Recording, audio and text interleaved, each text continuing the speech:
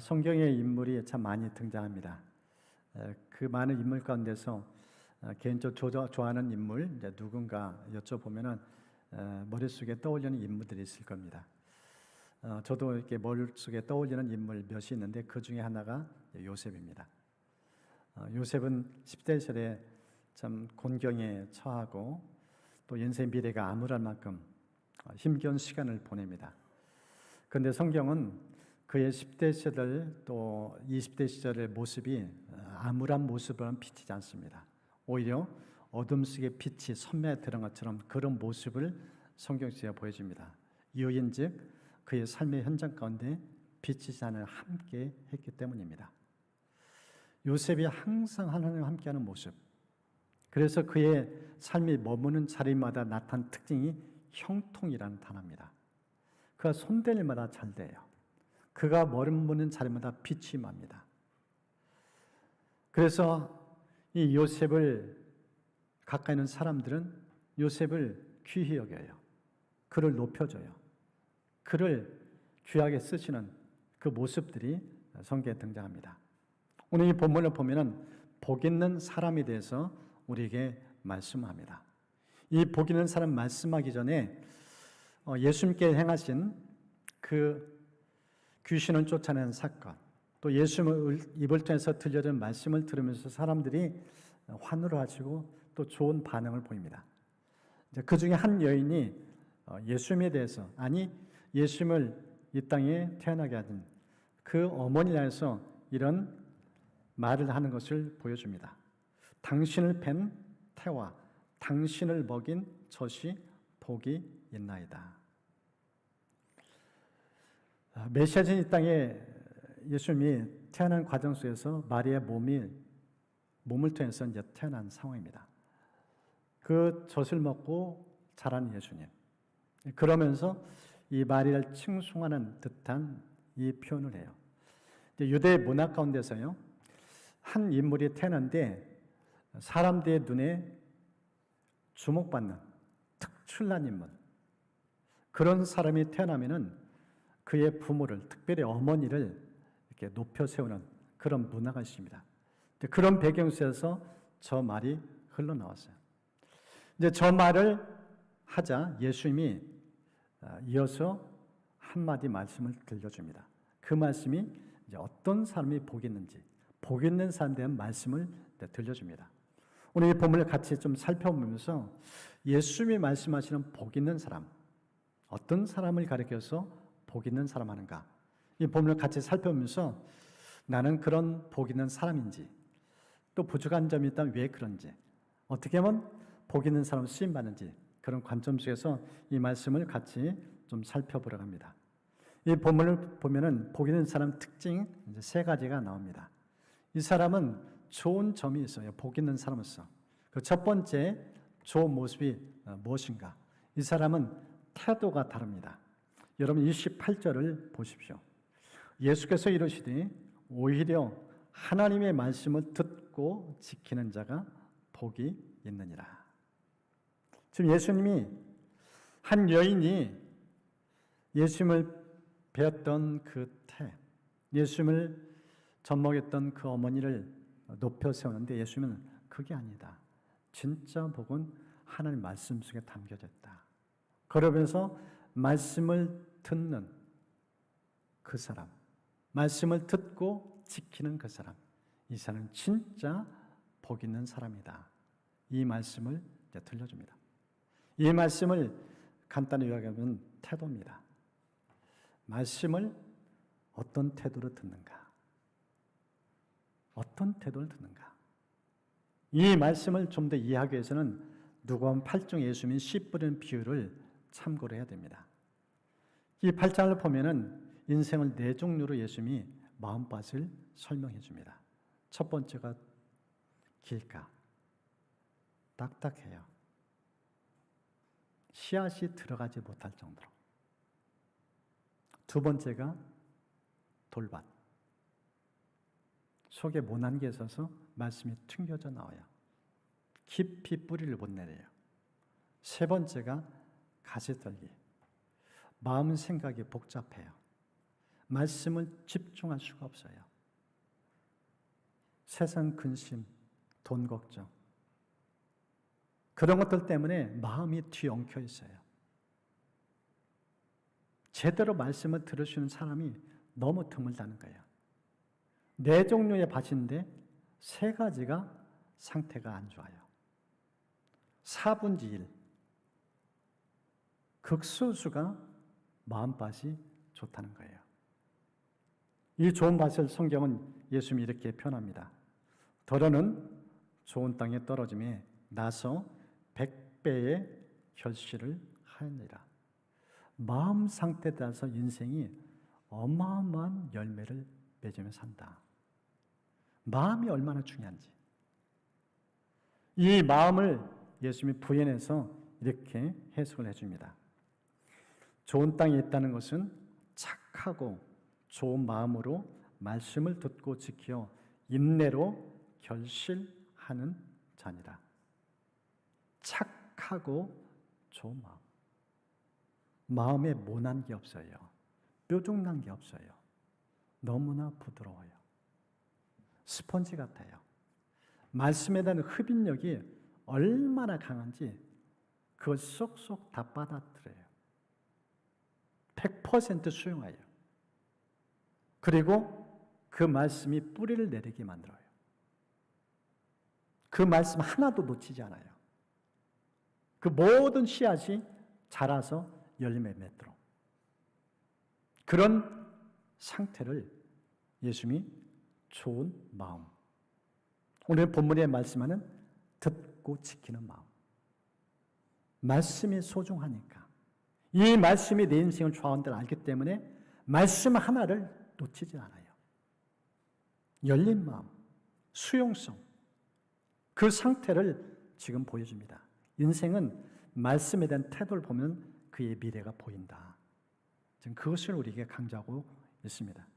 실제 성경을 보면은 이런 좋은 밭을 지닌 한 사람이 등장합니다. 창세기 26장의 이삭이에요. 이 이삭은 하나님이 약속의 땅에 머물러 해서 그 땅에 머물러 사는데 흉년이 들어와요. 대흉년이에요. 거기에 있다가는 가족들이 다 굶어 죽을 상황이에요. 그 정도로 흉년이 극심했어요.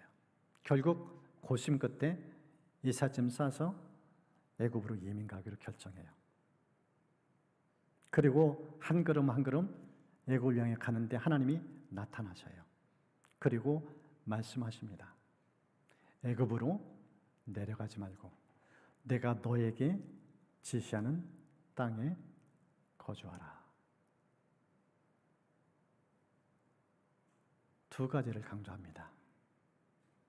애굽으로 가지 말라. 무슨 뜻일까요?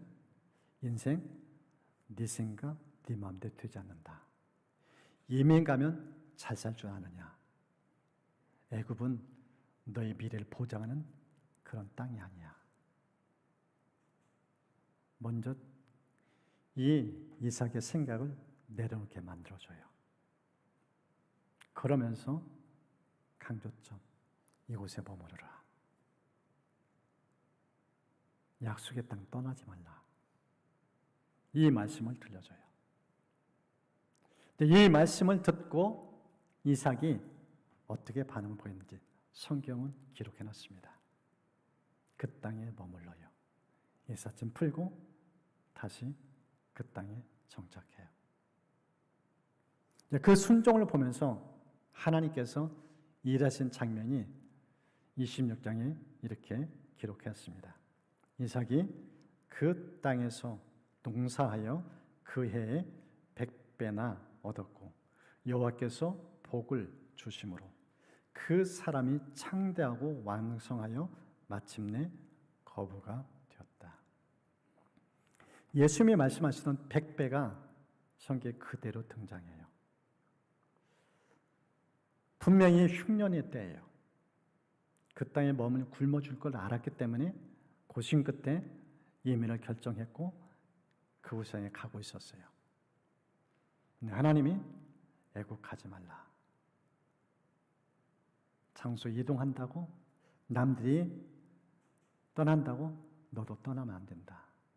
너의 인생은 내가 좌우해. 내 말 들어. 하나님 말씀 앞에 자기 인생을 건 거예요. 우리 아까 찬양팀과 같이 찬양했잖아요. 말씀 앞에 인생을 거는 자. 주의 말씀 앞에 인생을 거는 자. 이게 말씀에 대한 태도입니다. 그 태도가 하나님 보시기에 옳으니까 하나님이 흉년을 걷어가게 하시고 대풍년을 누리게 해요. 어느 정도? 100배. 마침내 거부가 되었다. 쫄딱 망한 상황이에요. 먹고 살 길이 막막했어요. 하나님 말씀 앞에 순종하니까 하나님이 그 인생을 책임져줘요. 어느 정도? 자기 가족만 먹고 살 정도가 아니라 종업원을 공유해서 일자리까지 창출할 정도로 어마어마한 재물의 복을 허락하셔요. 그 비결이 어디든가 말씀에 대한 태도였어요. 말씀 앞에 인생을 걸은 거예요. 인생 태도라는 거예요. 특별히 말씀에 대한 태도. 하나님 말씀을 어떤 마음으로 대하는가. 그 태도 보면은 그 인생이 알 수 있다는 거예요. 오늘 성경은 복 있는 사람의 비결 첫 번째, 태도를 보면 안다. 태도가 좋아야 인생길이 열린다. 복된 사람을 쓰임받는다. 그 말씀을 들려줍니다. 신약을 보면은 이런 마음밭이 좋은 사람들이 등장합니다. 데살로니가 교인들이에요. 이들은 예수 믿을 상황에 당시의 그 현실은 환난이 가득했어요. 그런 중에 이들이 하나님 말씀 받습니다. 성경에 이렇게 기록해놨습니다.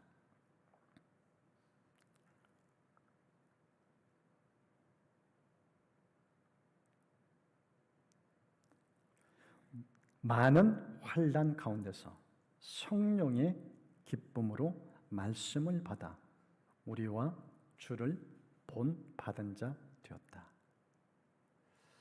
현실은 환난이에요. 그것도 많은 환난. 굉장히 힘겨운 여건이에요. 그런 상황 속에서 하나님이 바울 이런 데서 복음을 듣게 하셨어요.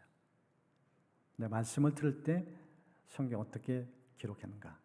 기쁨으로 말씀을 받았다. 얼굴 표정 속에 말씀을 듣는데 너무 환해요. 너무 밝아요.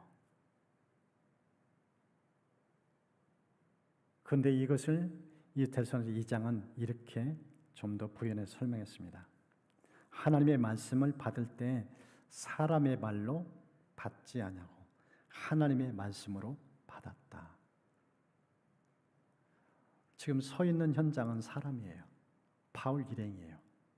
근데 그들이 그 사람의 말로 받지 않고 하나님의 음성으로 들었다는 거예요. 그 결과 믿음이 쑥쑥 자라요.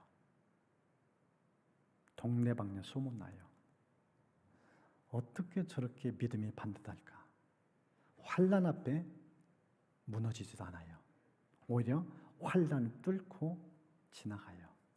아까 항해자 찬양처럼 폭풍이 몰아치는 삶의 여건인데 거기에 쓰러지질 않아요. 그 폭풍 한가운데로 걸어서 가요. 뚜벅뚜벅 믿음의 발걸음으로. 그런 믿음이 생겼다는 거예요. 왜요? 어떻게 해요? 말씀을 듣는 태도. 하나님의 음성으로. 하나님이 지금 나를 살리고자 들려준 그 음성으로. 그렇게 말씀을 들으니까 말씀이 살아 역사한 거예요. 복 있는 인생, 말씀을 듣는 태도로 후에 좌우된다는 거예요. 여러분이 말씀을 읽을 때, 말씀을 들을 때 반듯한 태도를 가지고 이런 100배의 결실을 맺는 그런 은총기를 축복합니다. 오늘 이 본문을 보면은 복 있는 사람 두 번째 그 특징을 보여줍니다. 이 복 있는 사람의 두 번째 특징은 무엇이 좋은가? 청각이에요. 귀가 열려 있어요. 오늘 이 본문을 보면은 예수님께서 입을 열어 사람들에게 말씀하는데 이 듣는 대상의 상대를 이들의 영혼의 상태를 예수님이 뭐라고 표현하는지 보십시오. 29절. 이 세대는 악한 세대라. 표적을 구하되. 지금 자기 눈앞에서, 예수님 눈앞에서 많은 무리가 있는데 그들 향해서 주님이 뭐라고 표현하는가? 악하다. 이 약하다는 뜻이 무엇이냐면요, 불신하고 꽉 차 있다, 그 뜻이에요. 그러면서 입으로는 표적 달라고 요청을 해요.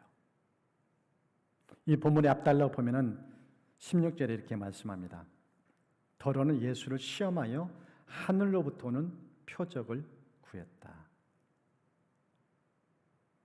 지금 예수님이 이 땅에 메시아로 오셨어요. 귀신을 쫓아내는 것 아무나 할 수 있는 일 아니에요. 그런데 예수님 귀신을 쫓아내는 걸 보면서 귀신의 왕 바알세불을 힘으로써 쫓아냈다, 이렇게 판단하고 비판을 해요. 그런 그들이 어떤 얘기까지 요구하는가? 귀신 쫓아내는 거 말고 좀 더 센 거, 좀 더 확실한 거. 진짜 당신이 하늘부터 왔다면은 제대로 된 것 좀 보여달라. 하늘로부터 온 표적. 이것을 요청한 거예요. 그런 그들의 주님이 하신 표현이 악하다 이래요. 의도가 동기가 순수하지 못하다는 거예요. 그 영적인 흑암의 상태, 그것을 주님이 꼬집어서 하신 말씀이 이 표현입니다. 참고로 이 유대 민족의 생각 속에서는요, 하나님이 보내신 선지자라면은 뭔가 특출난 게 있어야 된다, 그런 생각이 지배적입니다. 구약의 인물들 떠올려 보십시오. 모세. 하나님께서 그를 출애굽 이끄는 지도를 들어 쓰셔요. 홍해가 앞길을 가로막아요. 하나님이 이 홍해를 가르신데 모세를 들어 쓰셔요. 이 홍해를 가른 사건을 통해서 백성들이 모세를 리더십을 더 확고하게 인정을 해요. 모세 뒤를 이어서 이제 약속의 땅을 들어가는데 지도자로 여호수아를 들어 쓰셔요. 여호수아도 진입장벽이 있었어요. 요단강이 앞을 딱 가로막고 있었어요. 하나님이 그 강을 가르시고 약속에 진입하게 해요. 그 강이 갈라진 사건을 보면서 여호수아의 리더십이 더 견고하게 세워져요. 엘리야, 하늘에서 불을 내린 그런 선지로 쓰임받아요. 이처럼 하나님께 쓰임받은 종들, 그런 사람들의 특징이 분명한 표적이 있었다. 당시 진짜 하나님 왔다면, 하나님 보내신 사람이라면 제대로 표적 좀 보여다오. 그런 배경에서 지금 이 말씀을 하고 있는 거예요. 자, 이런 상황 속에서 예수님께서 구약의 의의 인물 두 사람을 떠올립니다. 그 한 사람이 남방 여왕이에요. 그리고 또 한 사람이 니느웨 사람들입니다. 왜 이 두 인물을 떠올리게 했는가? 배경이 있습니다. 성경 보면 이렇게 말씀합니다. 심판 때에 남방 여왕이 일어나 이 세대 사람을 정죄하리니 이는 그가 솔로몬의 지혜로운 말을 들으려고 땅 끝에서 왔음이거니와. 이 남방 여인이 왜 솔로몬을 만나러 왔는가? 지혜로운 말을 듣기 위해서. 이 남방 여왕은요, 귀가 열려 있었어요. 특별히 지혜에 대해서 갈급했어요. 그래서 그는 세상에 열린 귀를 갖고 있었어요. 듣는 소문 가운데 이 이스라엘 땅에 솔로몬의 왕이 등극했는데 그 지혜가 특출나다, 범상치 않다, 그 소문이 이 여왕의 귀까지 들려온 거야. 이 여왕이 듣자마자 소문을 끝내지 않고 직접 만나러 와요. 수천 킬로미터를 마차를 타고 먼 길을 마다하지 않고. 그래서 솔로몬을 찾아서 직접 대면해서 궁금증을 물어봐요. 어려운 질문도 해요. 그런데 솔로몬이 다 맞춰요. 이제 솔로몬 대면을 하면서 그가 이런 고백을 합니다. 복되도다. 당신의 사람들이요. 복되도다. 당신의 이 신하들이요. 항상 당신 앞에 서서 당신의 지혜를 들음이로다. 솔로몬과 함께 이 땅에 사는 백성들이 얼마나 복된지 부럽다. 나도 이 땅에서 당신들 곁에 머물고 싶다. 그런 마음을 지금 표출하고 있는 거예요. 그 정도로 솔로몬 지혜가 탁월했다는 거예요. 이 여인의 얘기를 꺼내면서 예수님이 이렇게 강조합니다. 솔로몬보다 더 큰 이가 여기 있다. 지금 당신 눈앞에 당신들이 지금 표적을 보여달라는데 솔로몬과 비교 안 되는, 아니 솔로몬에게 지혜를 주신 그분, 지혜의 근원 되신 그분, 그분이 당신 앞에 우뚝 서 있다. 그분이 입에서 지금 말씀을 하고 있다. 귀를 좀 열어라. 왜 귀를 닫고 있느냐? 그 얘기를 하시는 거예요. 표적 달라고 할 때 예수님이 하신 말씀은 표적 구하기 전에 귀 좀 열어라. 내가 누구인지, 내가 하는 말을 듣고 제대로 좀 깨달으라. 영적 귀가 먹은 그 사람당의 주님이 안타까운 심정 가지고 저 남방 여왕을 꺼내요. 그것도 부족해서 예수님이 또 연이어서 니네 사람들 얘기를 꺼냅니다. 이 니네 사람들은 요나 선지자의 메시지를 듣고 회개를 해요. 요나 선지자가 전한 메시지는 40일 후면 이 도성 망한다. 이 큰 니네 도성, 하나님이 40일 후에 멸망시킬 것이다. 이 얘기만 전한 거예요. 이 말을 듣고 사람들이 어떻게 반응했는지 성경에 이렇게 기록해놨습니다. 니네 사람들이 하나님을 믿고 금식을 선포하고 높고 낮은 자를 막론하고 굵은 베옷을 입은지라. 보십시오. 하나님을 믿었다 표현하셨어요. 지금 심판의 메시지를 전한 사람은 요나예요. 그 요나의 말을 듣고 하나님의 음성을 들었어요. 하나님의 말씀으로 들었어요. 그러면서 왕부터 그 땅에는 모든 사람들, 아니 심지어 가축들까지 금식을 시켰어요. 철저히 낮아졌어요. 회개했어요.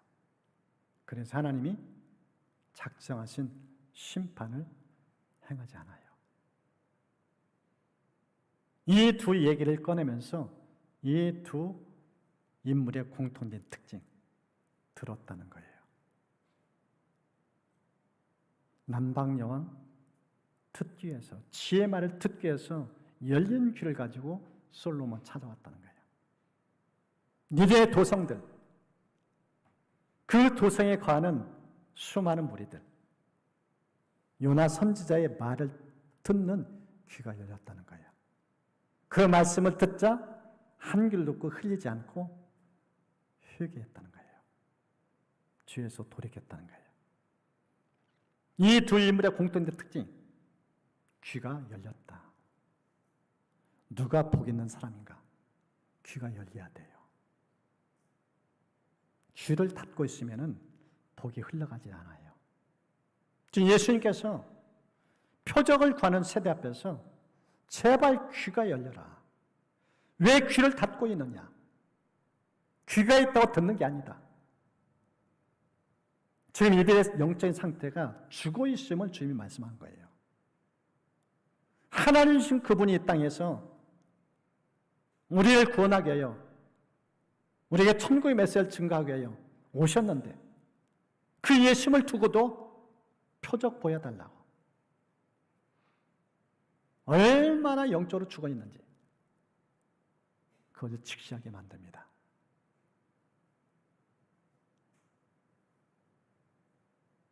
그러면서 주님이 표적 요구하는 이들에게 진짜 표적이 무엇인지 이렇게 설명합니다.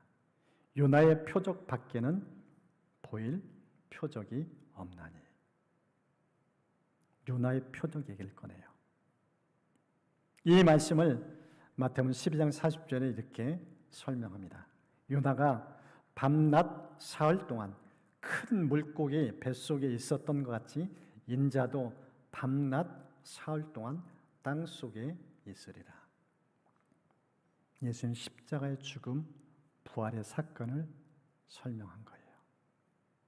표적 중에 표적. 그건 십자가밖에 없다. 메시아는 그분이 이 땅에 오셨는데도 메시아를 인정할 줄 모르고 완악하고 불신앙, 불순종에 가득한 이들 보면서 진짜 보일 표적은 십자가 죽음밖에 없다. 죄가 얼마나 완악한지, 얼마나 딱딱하고 굳어있는지, 십자가 죽음 위에는 인류를 이 죄의 죽음에 살릴 길이 없기 때문에 자신의 죽음을 이 요나의 표적을 통해서 설명하고 있는 이 메시지입니다. 얼마나 안타까운 예수님의 마음인지 그 심정을 이 성경도 우리에게 비춰주고 있습니다. 실제 성경을 보면은 이 동화서 10장 가운데 우리가 구원받는 길을 설명하면서 중요한 인생에 대한 몇 가지 메시지를 들려줘요. 그 중에 하나가 듣는 것입니다. 이렇게 말씀합니다. 누구든지 주의 이름을 부른 자는 구원을 받으리라. 그런즉 그들이 믿지 않은 일을 어찌 부르리요? 듣지도 못한 일을 어찌 믿으리요? 전파하는 자가 없이 어찌 들으리요? 예수 믿고 구원받는데 듣는 것이 얼마나 중요한지, 우리 귀를 통해 구원의 역사가 일어난다는 거예요. 그 정도로 청각이 중요하다는 거예요. 듣지 못하면 구원에 이르지 못한다는 거예요. 그러면서 이 듣는 역할을 할 수 있도록, 들을 수 있도록 메신저가 필요한데 이 메신저의 발을 성경이 이렇게 설명을 합니다. 아름답도다 좋은 소식을 전하는 자들의 발이야. 복음 들고 가는 발걸음. 죽은 영혼 살리러 가는 십자가의 부활의 도를 갖고 가는 그 사람의 발걸음. 이것만큼 복된 발이 없다는 거예요. 죽은 영혼 살리러 가니까. 생명의 메시지 들고 가니까. 발 중에 발. 하나님의 가장 칭찬하는 발. 십자가 복음 들고 가는 발. 전도자의 발을 주님이 칭찬하고 있는 모습을 보여줍니다. 그러면서 이렇게 말씀합니다. 우리 17절 말씀 함께 읽겠습니다. 그러므로 믿음은 들음에서 나며 들음은 그리스도의 말씀으로 말미암느니라. 믿음 어떻게 생긴다고요? 들음에서. 듣는 것이 얼마나 중요한지. 지금 이들은 귀가 있어 듣지 못해요. 청각이 마비돼서요. 귀는 장식품 같아요. 전혀 기능을 못해요. 영적으로 죽어 있으니까. 그래서 예수님이 악한 세대로 펴는 겁니다. 메시아가 나타났는데 그 메시아의 음성을 듣는데도 표적 달라고 하는 이 요청. 청각이 마비된 그 영혼의 안타까운 실상, 그것을 지금 우리에게 보여주고 있습니다. 복 있는 사람 어떤 점이 좋은 면이 있는가? 세 번째는 시각이 좋습니다. 시각이 좋아요. 오늘 본문을 보면 예수님께서 이렇게 표적을 요구하는 세대 앞에서 주님이 요날 표적 얘기를 하면서 갑자기 이제 화제를 전하면서 등불 얘기를 꺼내요. 그러면서 등불 얘기와 함께 우리의 눈을 주목하도록 강조합니다. 보십시오. 내 몸의 등불은 눈이라. 내 눈이 성하면 온 몸이 밝을 것이요. 만일 나쁘면 내 몸도 어두우리라. 그러므로 내 속에 있는 빛이 어둡지 아니한가 보라. 여러분 이 말씀 보십시오. 지금 예수님께서 조금 전에는 듣는 것 청각을 강조했어요. 이제 두 번째 주님이 터치하는 것은 시각이에요. 메시아가 지금 너희들 눈앞에 있다. 제발 눈 좀 떠라. 왜 나를 보고도 메시아가 이 땅에 왔는데 너희 눈앞에 있는데 메시아를 두고도 또 표적을 요구하느냐. 지금 너희들 눈은 다 감겨져 있다. 맹인이다.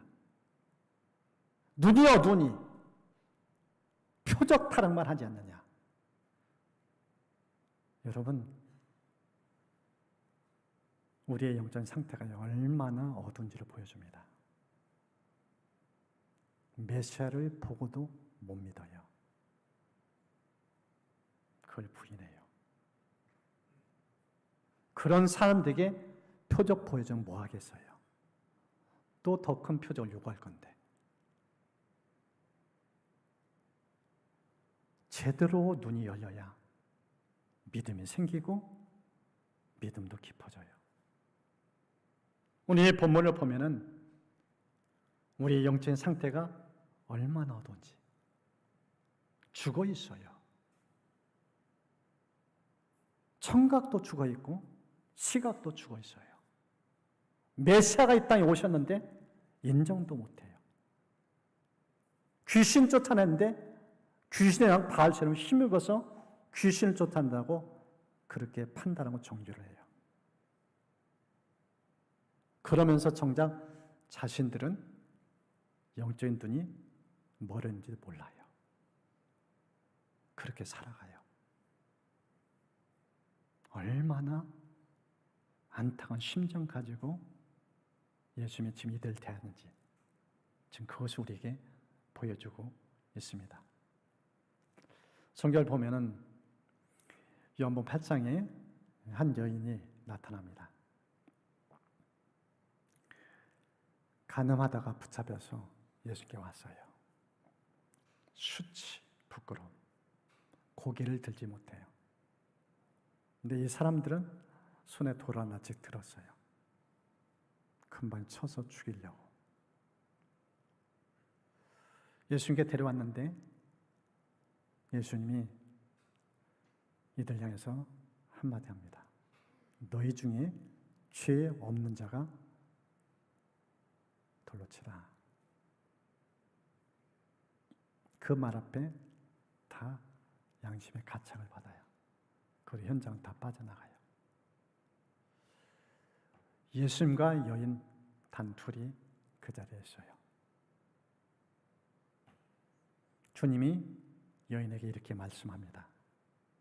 나도 너를 정죄하지 아니하노니 가서 다시는 죄를 범하지 말라. 정죄하지 않는다 표현하세요.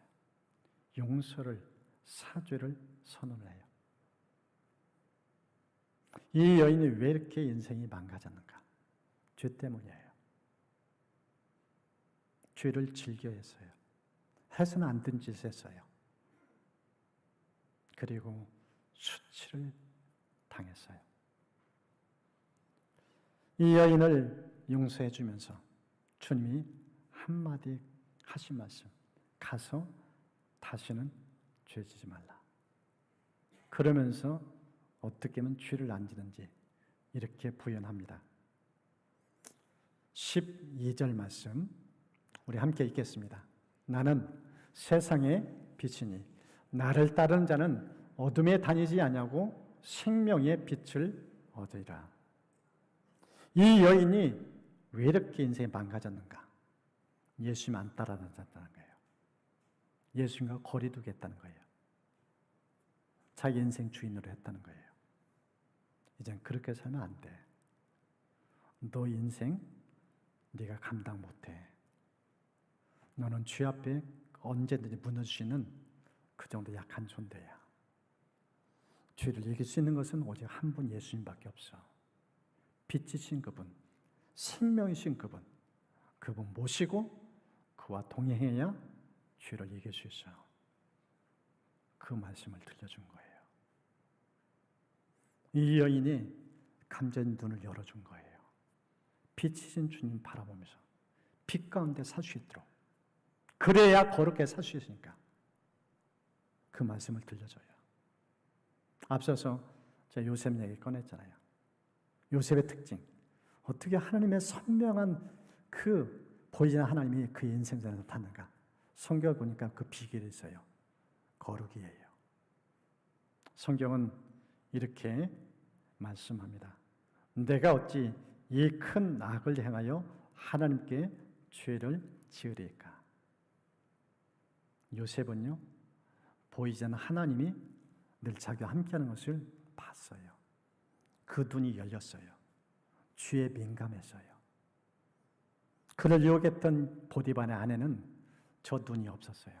하나님을 보는 눈이 없었어요. 요셉은 그 눈이 열렸어요. 그러니까 여인의 유혹이 조금도 넘어가지 않아요. 그 자리를 떠나요.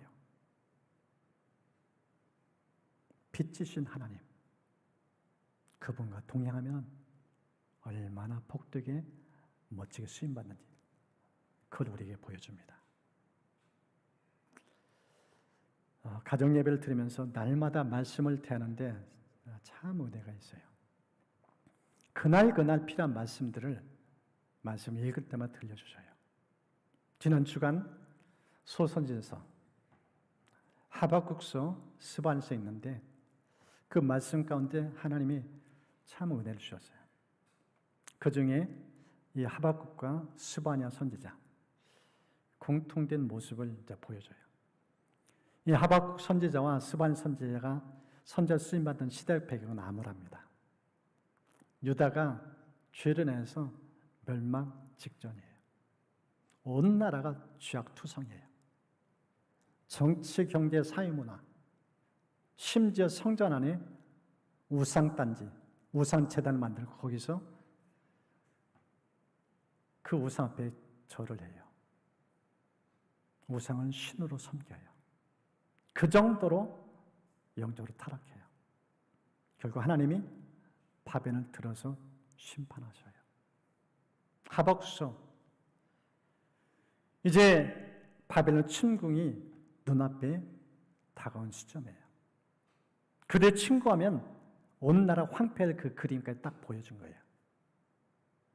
그가 이런 고백을 합니다. 비록 무화과 나무가 무성하지 못하며 포도나무에 열매가 없으며 감람나무에 수출이 없으며 밭에 먹을 것이 없으며 우리의 양이 없으며 외양간에 소가 없을지라도 전쟁이 일어나면 모든 게 다 황폐해져요. 먹고 살 길이 막막해요. 그 그림을 본 거예요. 그런 중에 그의 시선은 하나님이에요. 나는 여호와로 말미암아 즐거워하며 나의 구원의 하나님으로 말미암아 기뻐하리로다. 역사의 주관자.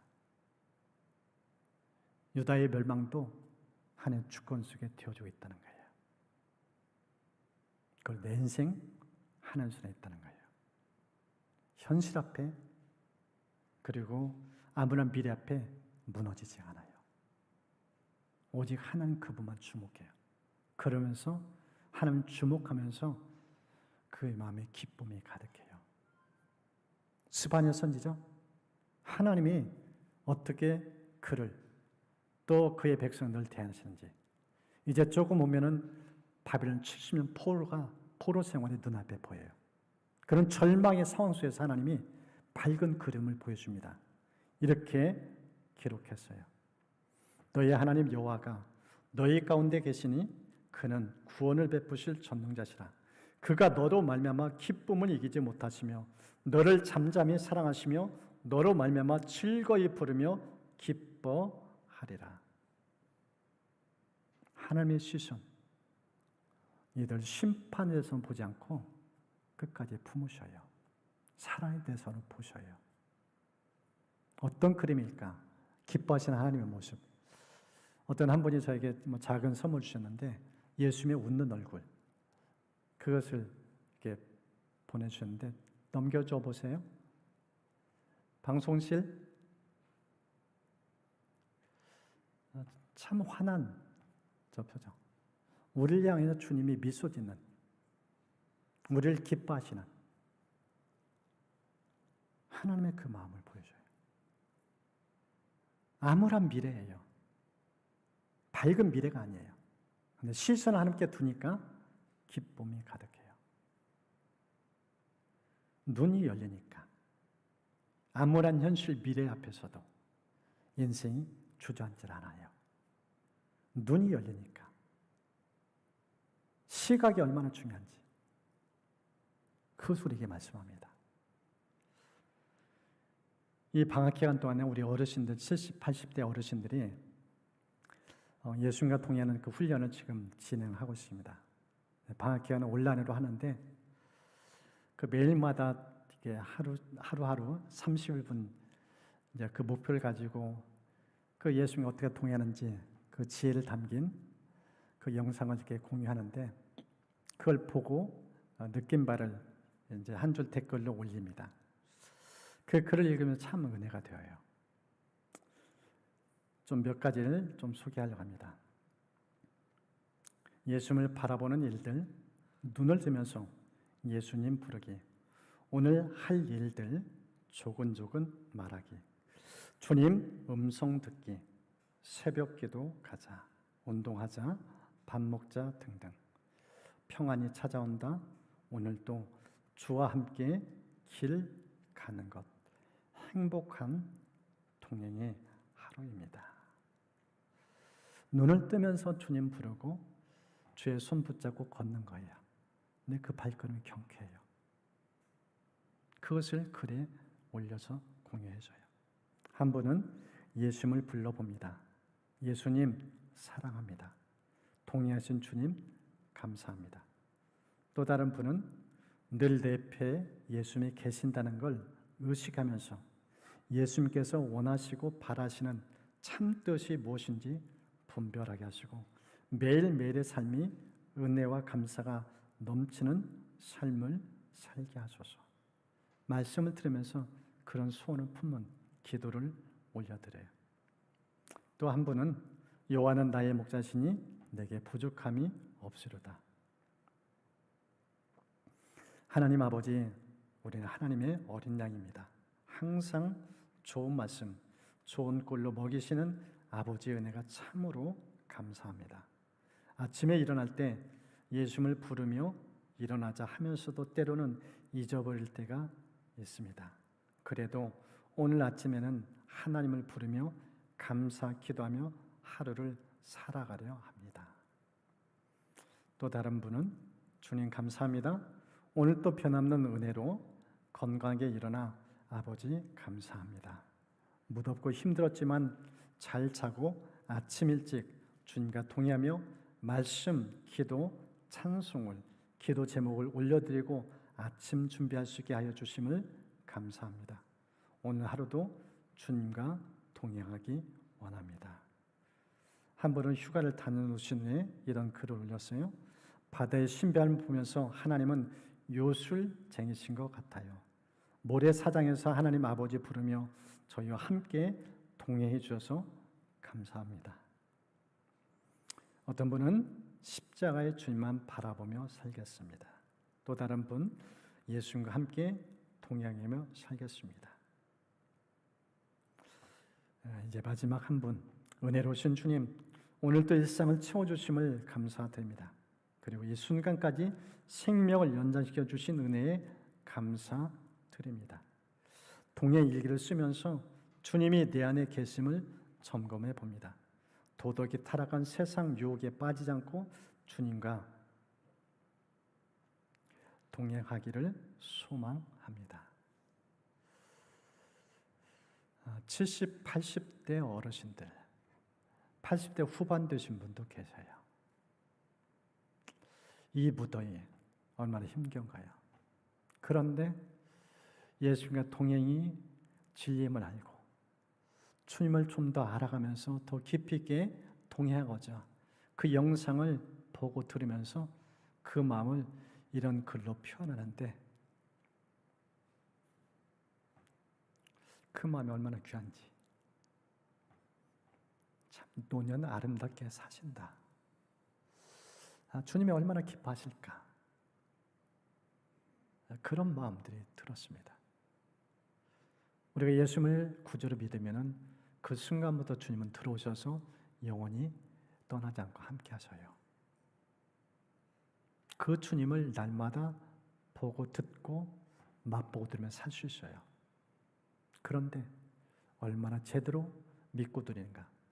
사람마다 차이가 많아요. 그렇게 오랫동안 예수님에 대해 들었는데 정작 어려움 당하면 완전히 믿음이 산산조각 나요. 동행이 친밀하지가 않아요. 깊이가 약해요. 오늘 성경은 그런 우리를 향해서 표적 요구하지 말고 십자가 바라보라.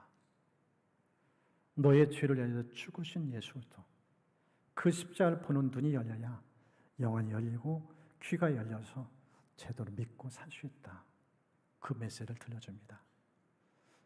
오늘 이 주신 말씀을 좀 마음에 새기면서 이 시간은 찬양하기 전에 함께 좀 기도했으면 좋겠습니다. 오늘 주신 말씀이 나에게 해당된 부분은 없는지, 진짜 나는 말씀을 듣는 태도가 하나님 보시기에 좋은지, 태도가 인생의 미래를 좌우한다고 강조합니다. 하나님, 말씀을 들을 때 하나님의 음성을 제대로 들을 수 있는 그런 귀가 열리시도록 축복하여 주옵소서. 주님은 제 인생 속에서 끊임없이 표적을 보여주시고 수많은 기회들 보이신데 그걸 보고도 영적인 눈이 감겨져서 또 표적 달라고 또 기적 달라고 요구하는 내 마음은 아닌지 돌아보면서 하나님, 제 마음을 새롭게 하셔서 제 눈과 귀가 열려서 정말 제대로 믿고 살 수 있는 이 은혜를 또 축복해 주옵소서. 이런 기도를 올려드리면서 하나님께 나가도록 하겠습니다.